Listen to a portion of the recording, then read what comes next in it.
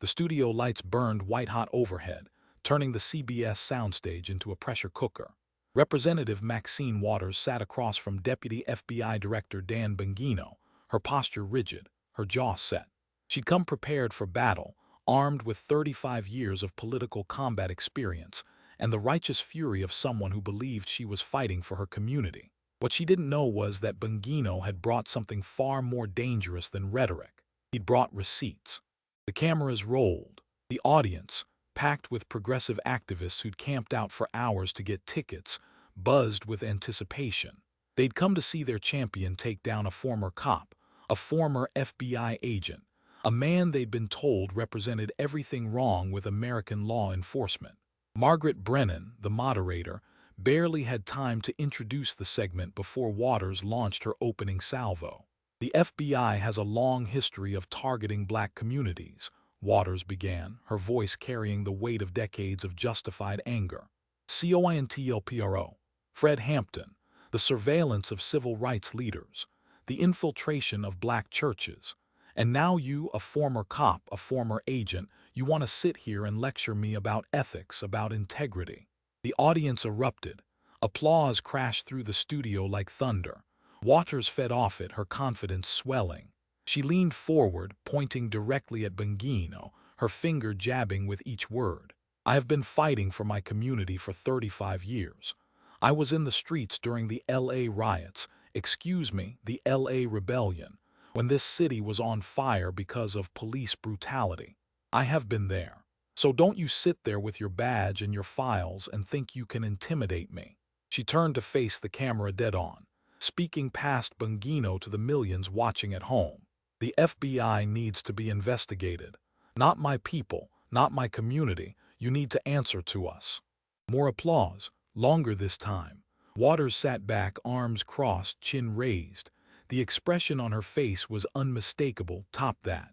Bongino hadn't moved, not during the entire tirade. He sat with a yellow folder closed on the table in front of him, his hands folded, his expression completely neutral.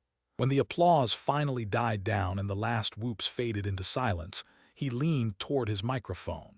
His voice, when it came, carried the unmistakable accent of Queens, New York, working class, direct, no nonsense. Congresswoman Waters, thank you for that performance. Waters' eyes narrowed. But since you brought up ethics, Bongino continued, his tone conversational, almost casual, since you want to talk about who should be investigated, since you want to question the integrity of the FBI, I think it's only fair we talk about your ethics, your integrity, your record. He opened the folder. Inside were documents, spreadsheets, photographs. The audience shifted uncomfortably. Let's talk about the bank you helped while your husband was making money off it. Let's talk about the $1 million you've paid your daughter from campaign funds. Let's talk about your mansion that's not even in your district. Let's talk about your family business. Waters shot forward in her seat. That is a lie. It's not a lie, Congresswoman. Bongino's voice remained perfectly calm, but there was steel underneath now, cold and hard. Every single thing I'm about to ask you about is public record. House Ethics Committee reports, Federal Election Commission filings, your own financial disclosures, not conspiracy theories, not right-wing attacks, your own documents. He pulled out the first page, holding it up so the cameras could see it clearly. So let's start at the beginning. Let's talk about One United Bank. The color drained from Waters' face. Margaret Brennan leaned forward, sensing the shift in dynamics. Deputy Director, I think we should. No, Waters' voice cut through sharp as a blade. No, let him ask his questions. Let him show everyone what this is really about. Bongino smiled slightly. It wasn't a pleasant smile. Oh, I'm happy to show everyone what this is about. This is about a member of Congress who's been enriching herself and her family for decades while representing one of the poorest districts in California. He looked directly at Waters, his gaze unwavering. September 2008. The financial crisis is in full swing. Banks are collapsing. Lehman Brothers just went under. The Treasury Department is scrambling to figure out who gets TARP money, bailout money, and who doesn't. Bongino pulled out a document, setting it on the table where the cameras could capture it. On September 9, 2008, You called Treasury Secretary Hank Paulson. Do you remember that call? Waters shifted in her seat. I made many calls during the financial crisis. This specific call, you requested a meeting for minority-owned banks. Is that correct? I was advocating for minority-owned institutions that were being overlooked. And who attended this meeting? Silence. Let me help you. The meeting was held on September 12th. In attendance, Treasury officials, Federal Reserve officials, and executives from One United Bank. Is that correct? Multiple banks were represented. One United was there, yes or no? Yes. Good, now let's talk about One United Bank. Bongino pulled out another document. One United is a minority-owned bank, one of the largest black-owned banks in the country, headquartered in Boston. Do I have that right? Yes. And who was on One United's board of directors in September 2008? Waters' jaw clenched. I don't recall the entire board. Your husband, Sidney Williams, he was on the board, correct? The studio had gone completely quiet. You could hear the hum of the cameras, the soft whisper of the air conditioning. Nothing else. My husband was on the board, yes. And how much stock did he own in One United? Waters looked off camera towards someone. Her lawyer probably, seated just out of frame. He shook his head slightly. I'd have to check my disclosure forms. I checked them for you. Bongino held up another document. According to your 2008 financial disclosure, your husband held stock valued between $250,000 and $500,000 in One United Bank. That's a significant investment, wouldn't you say? My husband's investments are separate from mine. But they're not, are they? Bongino leaned forward. Because when you called the Treasury Secretary, when you arranged that meeting, One United Bank was facing serious financial trouble. They'd lost millions in Fannie Mae and Freddie Mac investments. They needed TARP money. And you, a senior member of Congress, a member of the Financial Services Committee, you set up a meeting for them with the Treasury Department. Waters' voice rose. I was helping all minority banks. Then, why did One United's CEO specifically request the meeting through you? Why did you personally call Secretary Paulson if this was about all minority banks? Why were you the one making the call for this specific bank, where your husband had $350,000 invested? That's not. And here's what happened next. Bongino pulled out more documents, spreading them across the table. On December 19, 2008, One United Bank received $12 million in TARP funds, $12 million in taxpayer bailout money. Did that help your husband's stock value? Waters stood up. I am not going to sit here and be accused. Sit down, Congresswoman. Bongino's voice cut like a knife. You wanted to talk about FBI integrity. You wanted to question my ethics. You don't get to walk away when I ask about yours. Margaret Brennan intervened. Deputy Director, perhaps we should. No, Waters sat back down, her face flushed with anger. No, let him continue. Let him show everyone his witch hunt. This isn't a witch hunt. Bongino spread the documents across the table where the cameras could see them clearly. This is a House Ethics Committee investigation that lasted 3.5 years. 3.5 years, Congresswoman. Do you know what they found? He read from the report, his voice steady and clear. The Office of Congressional Ethics concluded that you arranged the Treasury meeting specifically to benefit One United Bank, that you failed to disclose your husband's financial interest, that you used your position to help a bank where your family had hundreds of thousands of dollars invested. Do you dispute these findings? The committee eventually cleared me. On a technicality, Bongino's voice rose for the first time. They said you thought you were helping all minority banks even though you specifically arranged the meeting for One United. They said your chief of staff should have stopped you, so they gave him a letter of reproval instead. He set the report down with a thump. But here's what actually happened. Your husband had $350,000 in a failing bank. You arranged a meeting. That bank got $12 million in taxpayer money. Your husband's investment was protected. And you got off because Democrats on the Ethics Committee decided to believe your excuse. Bongino leaned back, his eyes never leaving Waters' face. So let me ask you this, Congresswoman. If a Republican member of Congress, let's say a Tea Party Republican, If he had arranged a meeting for a bank where his wife had $350,000 invested, and that bank got $12 million in bailout money, would you call that corruption? Waters's mouth opened, closed, opened again. That's different. How? Explain to me how it's different. Use specific details. Tell me the difference between you helping a bank where your husband is a board member and has massive stock holdings versus a hypothetical Republican doing the exact same thing. The studio was absolutely silent. The context of the financial crisis. The context is that you used your position to help your family financially. That's called corruption, Congresswoman. And the only reason you're not in jail is because your Democratic colleagues on the Ethics Committee gave you a pass. Waters was shaking with rage now, her hands gripping the armrests of her chair. You are twisting. I'm reading from the Ethics Committee report, your party's investigation, your colleagues' findings. Bongino closed that folder and opened another one. But let's move on. Let's talk about your daughter. If Waters looked angry before, she looked terrified now. What does my daughter have to do with anything? Bongino pulled out a stack of Federal Election Commission filings. Corinne Waters, your daughter. Let's talk about how much money you've paid her from your campaign. He activated a screen behind him. Numbers appeared, large numbers. Since 2003, you have paid your daughter $1.2 million from your campaign fund, Citizens for Waters. $1.2 million. The audience gasped.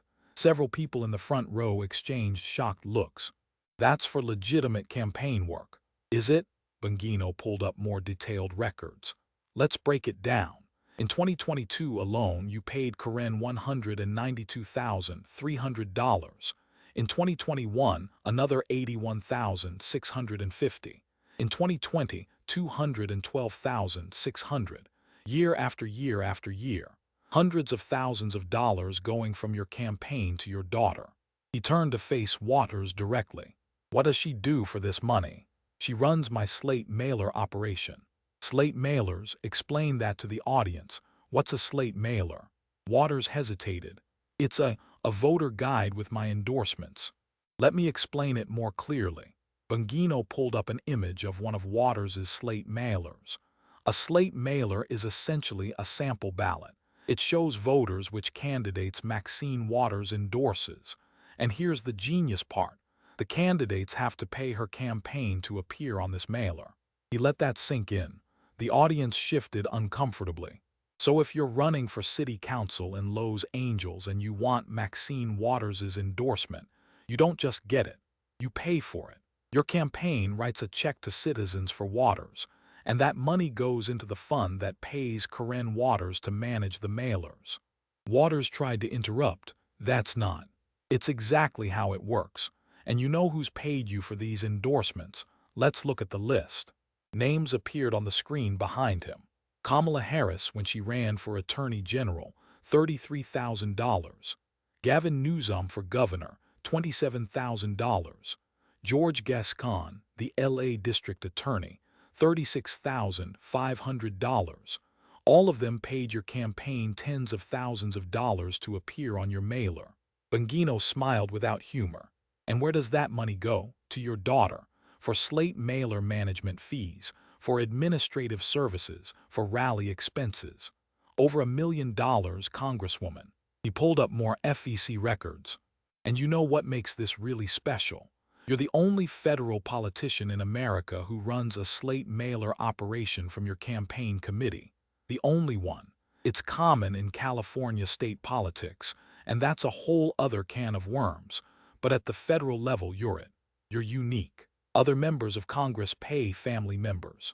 Name one who's paid their kid over $1 million. Silence. Name one, Congresswoman. Just one other member of Congress who's funneled $1.2 million to their daughter over 20 years. Waters said nothing. You can't, can you? Because there isn't one. This is your family business. Your way of converting campaign donations into family income. Bongino leaned forward, his voice dropping lower, becoming more intense. And let me tell you what really bothers me about this. You represent one of the poorest districts in California. Median household income in your district is $54,000 a year. People are struggling to pay rent, to buy groceries, to keep the lights on. And you're paying your daughter almost $200,000 a year from campaign funds. He pulled out a 2004 Los Angeles Times article, yellowed with age but clearly preserved. Do you remember what you told the LA Times when they asked about your family profiting from your position? Back in 2004, when they reported your family had made over $1 million from your connections. Waters looked away.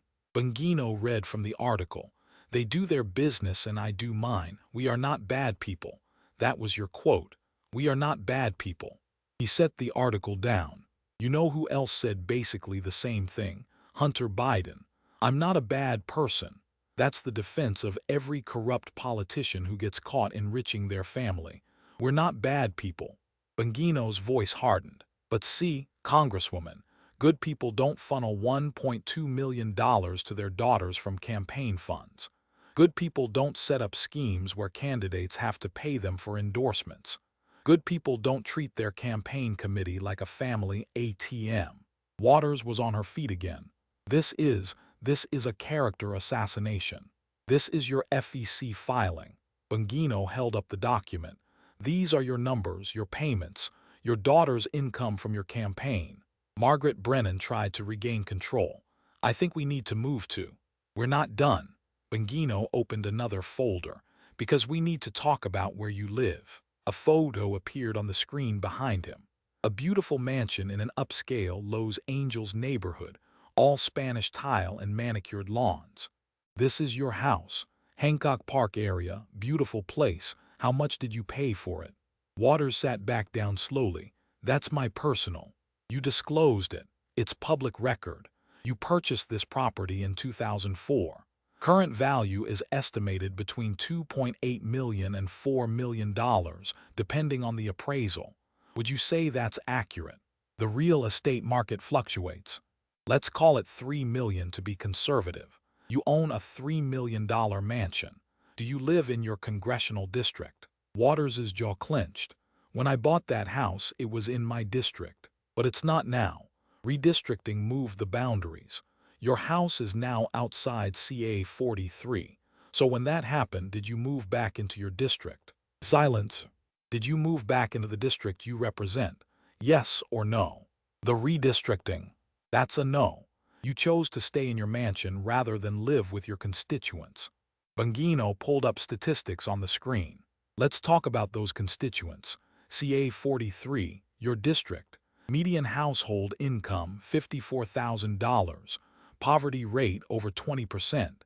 It's one of the poorest districts in California. South Central LA, Inglewood, parts of Gardena." He looked at Waters. "Your constituents are struggling, and you're living in a $3 million mansion outside their district. My husband and I worked hard for." "Oh, let's talk about your other properties." Bongino pulled up more records. "You also own a 10-acre ranch in the Santa Monica Mountains. Estimated value $2 million. You own a vacation home in Palm Springs. Value $500,000. You own apartment buildings in Oakland. Value approximately $1 million. He looked up. "That's $7 million in real estate. Plus you've got $390,000 in a Bank of America checking account. $1.5 million in a Wells Fargo retirement account. A stock portfolio worth $1.2 million. Bongino stood up and walked toward Waters' side of the stage. "Your net worth is somewhere between $6 million and $10 million, depending on whose estimate you believe. You make $174,000 a year from Congress. You've been in office for 35 years. Do the math, Congresswoman. Even with your husband's income, and we'll get to his business dealings, even with both your incomes, how does a public servant accumulate $10 million? Waters tried to recover. "My husband is a successful businessman. Your husband is a former NFL player who became a Mercedes dealer. That's nice.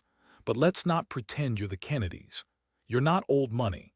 You're a public servant from a working-class background who somehow ended up with $10 million and multiple mansions." He walked back to his seat. "And you know what makes this really rich? You call yourself a poverty warrior. You lecture about inequality. You demand higher taxes on the wealthy. But you live in luxury while your constituents live in poverty. Bongino pulled up a campaign ad Waters had run. The video showed Waters standing in South Central LA, talking earnestly to the camera about fighting for working families, about economic justice, about making sure the rich pay their fair share. This is from your 2022 campaign. You're standing in South Central LA, talking about fighting for working families, about economic justice, about making sure the rich pay their fair share. He paused the video on Waters' face, frozen mid-sentence. And then you went home to your $3 million mansion in Hancock Park, outside your district. How many of your constituents can afford a house in Hancock Park, Congresswoman? This is demagoguery. This is facts. You represent poor people. You don't live with poor people. You represent people struggling with rent. You own $7 million in real estate. You lecture about inequality while living a life of luxury. Bongino sat down and opened yet another folder. But we're not done yet. Let's talk about April 2021, Brooklyn Center, Minnesota. Waters went pale. You remember Brooklyn Center, Daunt Wright shooting, protests outside the police station. I was supporting peaceful protesters. Were you? Bongino activated a video on the screen. It showed Waters standing outside the Brooklyn Center police station, surrounded by protesters, some holding signs, others chanting. Her voice boomed from the speakers. We're looking for a guilty verdict, and we're looking to see if all of the talk that took place and has been taking place after they saw what happened to George Floyd. If nothing does not happen, then we know that we've got to not only stay in the street, but we've got to fight for justice. The video continued. A reporter's voice. What happens if we do not get what you just told us? What should the people do? What should protesters do? Waters' response was clear. We've got to stay on the street and we've got to get more active, more confrontational. We've got to make sure that they know that we mean business. Bongino stopped the video. Get more confrontational. Those were your words. During the Derek Chauvin trial, while a jury was deliberating, you told protesters to get more confrontational. He pulled out another document. Do you know what Judge Peter Cahill said about your comments? The judge presiding over the Chauvin trial. Let me read it. I wish elected officials would stop talking about this case, especially in a manner that is disrespectful to the rule of law and to the judicial branch. He said your comments could be grounds for a mistrial. Bongino looked directly at Waters. You nearly caused the biggest police brutality trial in decades to be thrown out because you couldn't keep your mouth shut, because you had to grandstand for the cameras. Waters tried to defend herself. I was expressing support for. You were inciting violence. Get more confrontational while a city was already on edge, while businesses were boarded up, while the National Guard was deployed. You told protesters to escalate. He leaned forward. Let me ask you something. When a police officer says something inflammatory, when a cop makes a controversial statement, you demand they be fired. You call for investigations. You want accountability. But when you incite confrontation, when you inflame tensions during a trial, that's just supporting protesters. That's protected speech. He paused. Cops have First Amendment rights too, but you don't care about that, do you? The rules only apply to other people, not to you. Bongino gathered those documents and opened the final folder. Let's talk about your legislative record. You've been in Congress for 35 years. You're chair of the House Financial Services Committee. That's a powerful position. You oversee banks, securities, insurance, housing. It's one of the most important committees in Congress. He pulled out a list. So tell me, what major legislation have you passed as chair? Waters straightened. I've worked on numerous bills. Name one. Name one major piece of financial reform legislation that passed because of your leadership. Silence. Dodd-Frank was before you were chair. The CARES Act wasn't your bill. The infrastructure bill wasn't your committee. So what have you accomplished? More silence. I'll tell you what you're famous for. Reclaiming my time. Remember that. Bongino played a clip. Waters in a committee hearing. repeatedly saying, "Reclaiming my time to shut down Treasury Secretary Steve Mnuchin." The clip had gone viral, turning into memes and t-shirts. That went viral. Millions of views, t-shirts, memes. Anti-Maxine reclaiming her time. Great TV, but it's not legislation, it's not reform, it's theater. He pulled up more clips.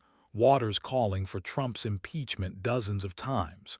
Impeach 45 became her rallying cry. She sold merchandise. She fundraised millions off anti-Trump rhetoric. You're great at going viral. You're great at sound bites. You're great at outrage. But what have you actually done for your constituents? I have fought for my community for decades. Have you? Your district is still poor, still struggling, still has some of the worst schools in California, still has high crime. After 35 years of you in office, what's improved? He closed the folder. I'll tell you what you've done. You've enriched yourself. You've enriched your family. You've built a real estate empire. You've accumulated millions of dollars. You've become a celebrity, but your constituents, they're still poor. Waters shot to her feet. You don't know anything about my district. I know your median household income is $54,000 and yours is $3 million a year. I know they're struggling to survive, and you're buying vacation homes. I know they live in your district and you don't. Bongino stood up too. You came on this show to attack the FBI, to question our ethics, to claim we target black communities. But let's review your record. He started ticking off fingers. 1. You helped a bank where your husband had $350,000 invested get $12 million in taxpayer bailout money. 2. You've paid your daughter $1.2 million from campaign funds for a scheme where candidates buy your endorsement. 3. You live in a $3 million mansion outside the district you claim to represent. 4. You told protesters to get more confrontational during a trial. 5. In 35 years, you've passed virtually no significant legislation. 6. Your family has profited millions from your position. He looked directly at Waters. So when you sit there and question my integrity, when you attack the FBI's ethics, when you claim we're corrupt, I have one question for you. He paused, letting the silence stretch out. Where do you get the nerve? Waters's face was a mask of rage. This is a racist attack. Don't, Bongino's voice cut like a whip. Don't you dare play that card with me. The room went completely silent. Even the cameras seemed to stop humming. I grew up in Queens. My dad was a city worker. My mom worked in a department store. I became a cop because I wanted to help people.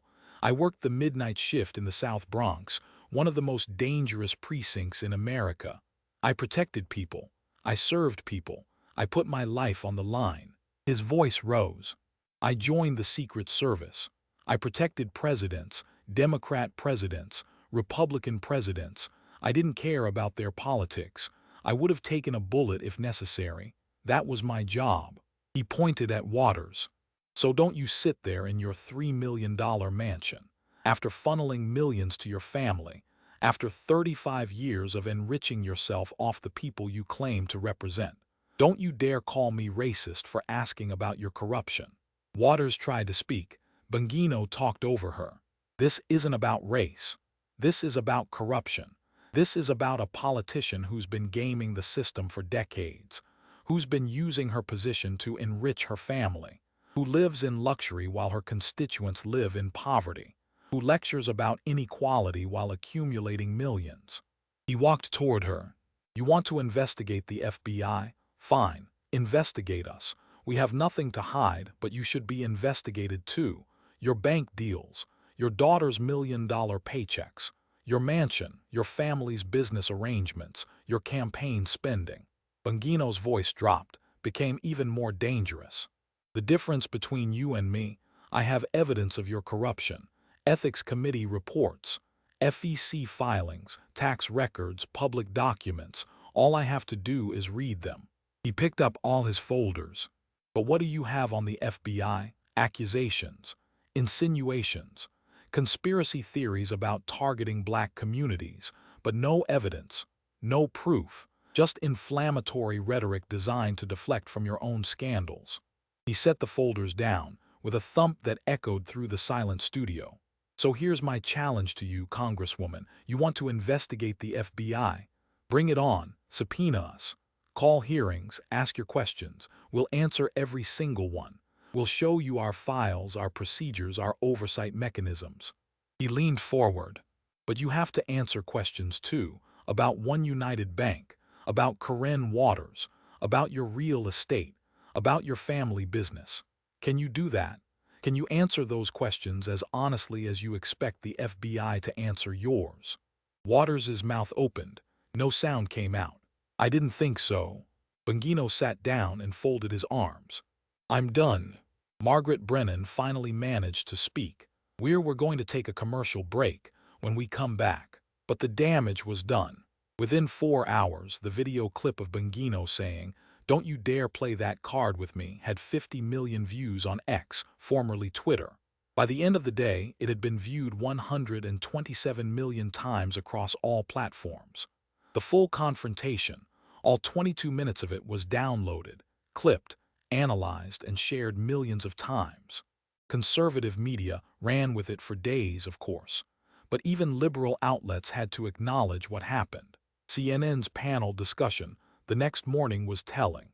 "Look, I'm progressive," said one commentator, a young black woman who'd worked on multiple Democratic campaigns. "I support Maxine Waters on most issues, but she got destroyed last night.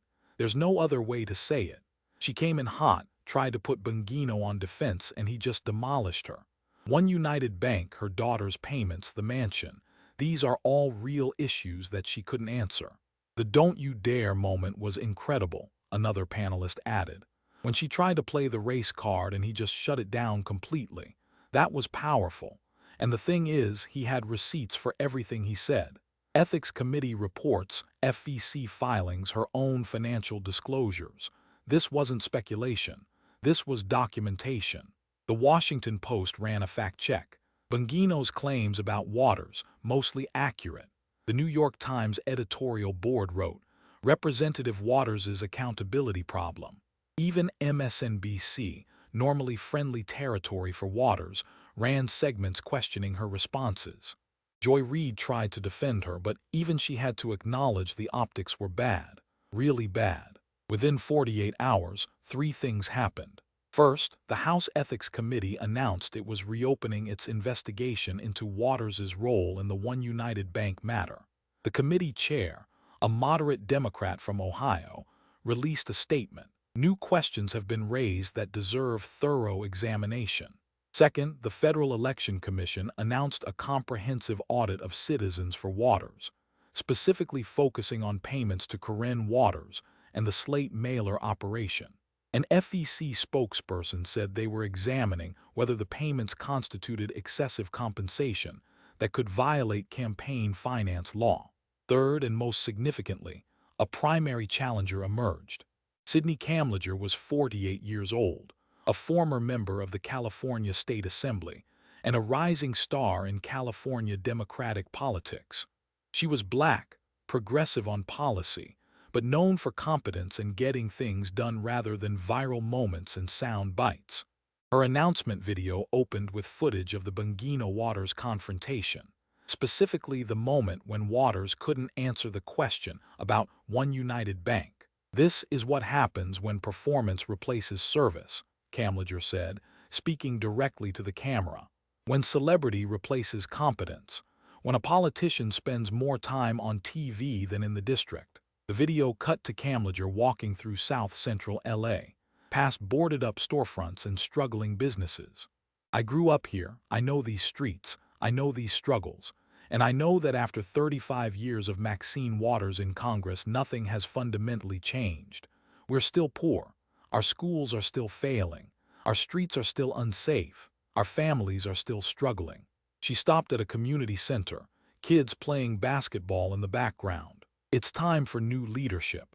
Not new ideology. I'm progressive. I believe in economic justice, in civil rights, in holding power accountable. But I also believe in results, in legislation that passes, in policies that help people, in representatives who actually live in their districts." The tagline appeared, "Sidney Kamlager for Congress, service over celebrity." The video went viral in its own right. 8 million views in the first 24 hours. Progressive PACs immediately split. Justice Democrats, who had previously supported Waters, stayed neutral. The Working Families Party endorsed Kamlager within a week. Major unions began making calls to both camps, trying to figure out which horse to back. Waters' fundraising dropped precipitously. In the quarter before the debate, she'd raised $890,000. In the quarter after, she raised $240,000, and $150,000 of that came from one donor, an LA real estate developer who'd benefited from her committee work. 2 weeks after the debate, Waters held a press conference. She came out swinging. "I have been targeted by the FBI, by right-wing media, and by those who want to silence a strong black woman who speaks truth to power," she began, reading from prepared remarks. "The attacks on me are attacks on all of us, on every woman of color in politics, on every progressive voice that challenges the status quo. They want to destroy me because I'm effective, because I'm feared, because I cannot be controlled." She looked up from her notes. Dan Bongino is a Trump loyalist, a right-wing extremist. He used FBI resources to conduct political opposition research. He ambushed me on national television with cherry-picked documents and misleading allegations. This was not a debate. This was a hit job. A reporter raised her hand. "Congresswoman, about the One United Bank situation, the House Ethics Committee did investigate for 3 years. Can you explain?" "I was cleared," Waters snapped. "The committee cleared me. This is old news being dredged up by my political enemies." "But your chief of staff received a letter of reproval." "My chief of staff made an error in judgment. I had no knowledge of my husband's investment at the time I requested the meeting. I was working to help all minority-owned banks during the financial crisis." The ethics investigation confirmed that. Another reporter: "What about the payments to your daughter? $1.2 million over 20 years. Karen Waters runs a legitimate business operation. The Slate mailers are legal, properly reported, and provide a valuable service to voters. The FEC approved this operation in 2004. Other members of Congress pay family members for legitimate campaign work. But Bongino said you're the only federal politician running a Slate mailer." "I don't care what Dan Bongino said." Waters' voice rose. "He's a liar. He's a right-wing attack dog, and I will not dignify his smears with further response." She gathered her papers. "This press conference is over." As she walked away, reporters shouted questions. She ignored them all. Polling numbers hit the desk of Democratic National Committee Chairman James Harrison like a physical blow. He stared at the internal spreadsheet, the blue light of his monitor reflecting off his glasses in the pre-dawn darkness of his D.C. office. CA43 internal tracking poll. Sample size: 800 likely primary voters. Margin of error plus or minus 3.5%. Sidney Kamlager 44%. Maxine Waters 38%. Undecided 18%. It was unthinkable. 6 months ago, Waters was polling at 72%. She was an institution, a pillar of the party, a kingmaker. Now she was bleeding out, and the sharks were circling. Harrison picked up his secure line. He dialed a number he rarely used, the private cell of the Speaker of the House. "It's worse than we thought," Harrison said, skipping the pleasantries. "The Bongino tape isn't just a viral moment. It is a paradigm shift. We are losing the unions in Inglewood. The SEIU locals are meeting with Kamlager on Thursday. If Maxine loses the union ground game, she is finished." The voice on the other end was tired, raspy with age. "Can we save her?" "Do we want to?" Harrison asked, his voice low. "She is radioactive. The Ethics Committee reopening the One United case. The FEC audit. If the FBI actually moves on this Slate mailer thing, Mr. Speaker, we could be looking at an indictment in an election year. Do you want that anchor around the neck of every Democrat in a swing district?" Silence on the line. Then came the order: cut her loose, quietly. No endorsements from leadership. Let the primary play out. If she drowns, she drowns. The atmosphere inside the Citizens for Waters campaign headquarters in Los Angeles was toxic. What had once been a celebratory hub of political power was now a bunker under siege. Phones were ringing off the hook, mostly angry constituents or terrified donors. Maxine Waters sat at the head of the conference table, her face a mask of cold fury. Beside her sat Corinne Waters, her daughter, looking significantly less composed. Corinne was flipping through a stack of invoices, her hands trembling slightly. "Stop shaking," Waters snapped, not looking at her. "You look guilty." "Mom, they are canceling," Corinne said, her voice high and thin. "Gavin's team called. He wants his name off the slate mailer for the fall. Mayor Bass's people called 10 minutes ago. They are pulling their buy. That is $60,000 in revenue gone in an hour. They don't get to pull out." Waters slammed her hand on the mahogany table. "They paid for protection. They paid for the brand. You tell Newsom's people that if he walks away from me now, I will burn his standing with the Black Caucus to the ground. I made him. I can unmake him. It is not just the politicians," Corinne whispered. "It is the vendors. The printer wants cash up front. The direct mail firm says they are being audited and can't process our order until their lawyers clear it. Mom, the cash flow is freezing up. And with the FEC audit." Waters turned slowly to face her daughter. The denial in her eyes was terrifying. "We have $3 million in the war chest. We will bury Kamlager. We will run ads connecting her to gentrification. We will paint her as a tool of corporate interests." Corinne swallowed hard. "Mom, we can't access the war chest. The bank froze the campaign accounts this morning." Waters went still. "What did you say?" "Wells Fargo. They froze the Citizens for Waters' operating account. They said it was due to unusual activity and pending the federal investigation. We can't write checks. We can't pay the staff. We can't buy ad time." For the first time in 35 years, Maxine Waters looked truly afraid. "Get me Dan Bongino's file," she whispered. "We don't have anything new, Mom. Find something." Screamed Waters, her voice cracking. "Find something on him. He did this. He orchestrated this. I want his head." But Dan Bongino was 1,000 miles away, sitting on his porch in Florida, watching the sunset. He wasn't plotting. He wasn't scheming. He was simply waiting. He had done the work. He had planted the seeds of truth. Now he was just watching the harvest. The primary debate between Maxine Waters and Sidney Kamlager was scheduled for a Tuesday night at a community college in Gardena. The venue was smaller than the CBS studio, grittier. The air conditioning was broken, and the room smelled of sweat and floor wax. Waters walked onto the stage expecting a coronation. She expected the crowd to be hers. She expected respect. Instead, she was met with a silence that was louder than booing. Kamlager stood at her podium, calm, collected, holding a binder. It wasn't full of opposition research on Waters' personal life. It was full of data on the district. "Congresswoman," Kamlager began, her voice respectful but firm, "you talk about fighting for us. But in the last decade, homelessness in our district has gone up 40%. Home ownership for Black families has gone down 12%. Small business loans for our community are at an all-time low. You have been the chair of the Financial Services Committee. You had the gavel. You had the power. Why didn't you fix it?" Waters fell back on her standard script. "I have been fighting the systemic racism of the banking industry. I have been holding CEOs accountable." "You held hearings," Kamlager countered. "You got sound bites. But while you were yelling at bank CEOs on C-SPAN, they were still redlining our neighborhoods. While you were becoming a celebrity, we were getting evicted." Then Kamlager delivered the line that would end the campaign. "We don't need a celebrity, Maxine. We need a congresswoman. You live in Hancock Park. I live in Lamert Park. You see P. Diddy. I see the pothole on Crenshaw Boulevard that hasn't been fixed in 6 years. You are fighting Dan Bongino on Twitter. I am fighting to keep the hospital open." The crowd erupted. It wasn't the polite applause of partisans. It was the guttural roar of a community that realized it had been used. Waters tried to interrupt. "This is ageism. This is sexism. It is not about your age," Maxine, Kamlager said softly into the microphone. "It is about your absence. You left us a long time ago.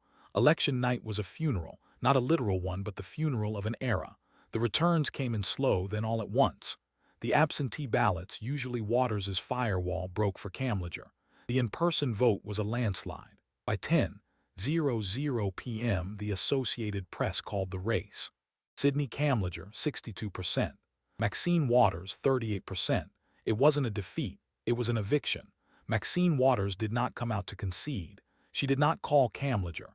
She locked herself in her office with her lawyer and her daughter, because she knew what was coming next. Losing the election meant losing her political cover. It meant she was no longer the powerful chairwoman of the Financial Services Committee.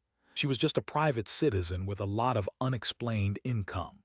3 weeks after the primary, on a rainy Tuesday morning, the black SUVs pulled up to the mansion in Hancock Park. They didn't use sirens. They didn't need to. Dan Bongino watched the footage on Fox News later that day. The camera crews were kept back at the gate, but the telephoto lenses caught the movement. FBI agents, wearing the blue windbreakers with yellow lettering, carrying boxes out the front door. The breakdown of the indictment was read on air by a legal analyst. Count 1, wire fraud. Count 2, mail fraud. Count 3, misappropriation of campaign funds. Count 4, conspiracy to commit money laundering. The details were exactly what Bongino had laid out in that studio. The Slate mailer scheme, the payments to Corinne Waters, the One United Bank connection. But the FBI had gone deeper. They had found the emails. They had found the conversations where Corinne Waters explicitly discussed inflating the invoices to siphon more money from the campaign. They had found the transfers from the daughter's account to a shell company that paid the property taxes on the vacation home in Palm Springs. It wasn't just unethical. It was a criminal enterprise masked as a political campaign. The trial of United States versus Maxine Waters and Corinne Waters began 6 months later. It was the spectacle of the century. Waters tried to turn the courtroom into a political stage. She fired her lawyers. She gave speeches from the defense table until the judge threatened to hold her in contempt. She claimed the jury was rigged, the judge was biased, the prosecutor was a racist. But evidence doesn't care about rhetoric. The prosecutor, a career DOJ attorney with zero interest in politics, simply put the spreadsheets on the screen. "Ladies and gentlemen of the jury," he said in his closing argument, "you will hear a lot of noise about politics and conspiracies, but this case is about simple math. The money came in from donors who thought they were supporting a cause. It went out to the defendant's daughter, and then it went to pay for the defendant's lifestyle. That is not politics, that is theft." The jury deliberated for 4 hours, guilty on all counts. The sentencing hearing was somber. Waters, stripped of her power, stripped of her title, looked small. She was 85 years old. The judge, taking her age into consideration, showed mercy. 5 years in federal prison. Corinne Waters, younger and deemed the architect of the financial mechanics, got 8 years. On the day Maxine Waters reported to the Federal Correctional Institution in Dublin, California, Dan Bongino released a final episode on the subject. He didn't celebrate. He didn't pop champagne. He sat in his studio looking into the camera, his face serious. "We took down a giant," he said, "but don't think for a second that she is the only one.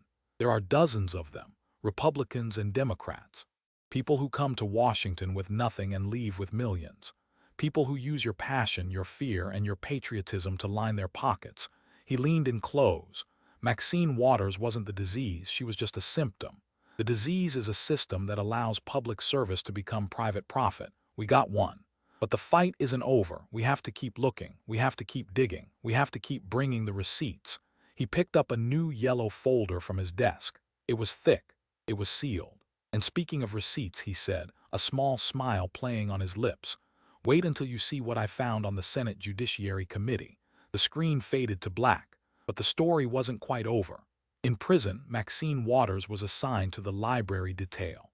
It was a cruel irony. The woman who had refused to read the legislation she voted on, who had ignored the details of the ethics reports, was now responsible for organizing books. One afternoon, a new inmate approached the desk. She was young, black, from South Central LA. She had been caught up in a mandatory minimum drug sentencing, a law that Waters had voted for back in the 90s during the tough-on-crime era. The young woman looked at the former congresswoman. "You're Maxine Waters," she said. Waters straightened up, trying to summon some of her old dignity. "I am. My grandmother loved you," the girl said. "She sent you $20 every month. She didn't have it, but she sent it. She thought you were fighting for us." "I was," Waters said, her voice trembling. "I gave my life to the community." The girl looked around the prison library. The fluorescent lights hummed. The bars on the windows cast long shadows. "You're in here for stealing money," the girl said. "I'm in here because of a law you voted for, and my grandmother is still broke." She turned and walked away. Waters sat alone at the desk. For the first time, there were no cameras. There was no audience. There was no applause. There was just the silence of the prison and the crushing weight of the truth. Dan Bongino had been right. It wasn't a conspiracy. It wasn't a witch hunt. It was just the inevitable end of a long con. Meanwhile, in Washington, Sidney Kamlager was sworn in. She didn't take the oath on a stage. She did it in a quiet ceremony. Her first act was to introduce a bill banning members of Congress from paying family members from campaign funds. It was named the Ethics in Service Act. It passed the House with bipartisan support. The system had corrected itself. It had been painful, it had been ugly, but the fever had broken. And in Florida, Dan Bongino went back to work. He opened the new folder. He highlighted a name. He picked up the phone. "Hey," he said to his producer, "get the research team ready. I think we found another one." The cycle continued. Power corrupts. But as long as there are people willing to hold up the mirror, willing to bring the receipts, willing to say, "Don't you dare," there is hope. The studio lights would turn on again. The cameras would roll. And the truth, no matter how uncomfortable, would have its day in court.